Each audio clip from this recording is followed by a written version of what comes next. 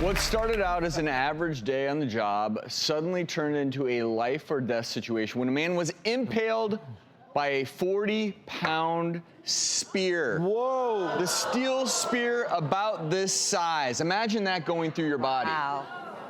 So it fell, pierced through the man's back, through the colon, barely missed the spinal cord and aorta. Don't mess around, Drew. He's the luckiest guy in the world. He should have bought a lotto ticket that day. I mean, to have this thing go through him and not immediately kill him is a miracle. So you've advanced the story. Well, which is he survived.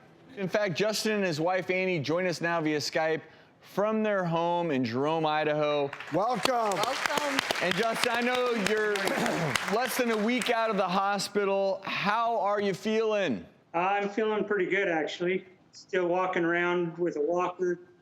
Have the ileostomy bag still and a catheter, but we're making it.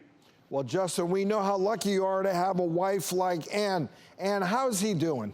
He's actually doing really good. He is so darn independent and strong and just amazes me daily with how he is just handling it mentally, physically, everything. He is just doing amazing. Wow.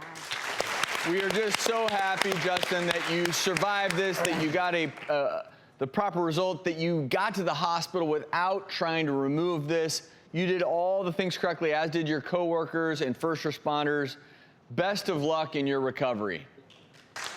And Thank you. you know, I think he should have a complete or near complete recovery. I know he's going to have to live with that colostomy diverting his bowel. And I think it's function. important to describe to people why that happens, because if you injure a part of your intestines while it's in its recovery phase, a lot of times they will divert.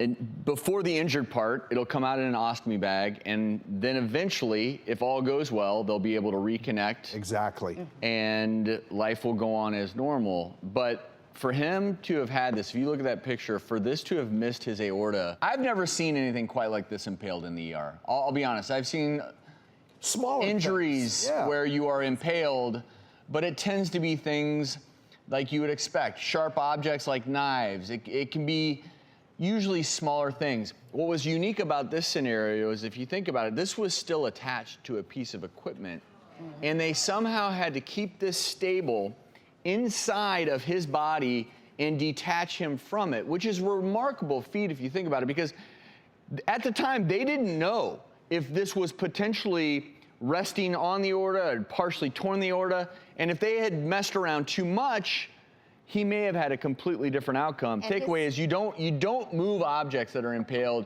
Keep it as stable as possible. Get to the ER. That is ASAP. your And takeaway. his colleagues they did a remarkable Yes, they job, did. because they knew to use cooling putty when they were detaching this from him. So they did everything right. And any impaled injury, you know, the big immediate life-threatening concern, depending upon where it pierces you, is obviously bleeding out.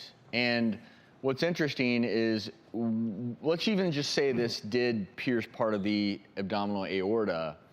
If it were stuck there and stable, and it were preventing, basically tamponading that blood and preventing it from just gushing out, because there's so much pressure in the aorta, with an open wound, you would die before you get to the hospital. But if the object itself is putting just enough pressure on where the bleeding is, that gives you time. That gives you time to get to the hospital, get into an operating room in a controlled environment where everything is controlled.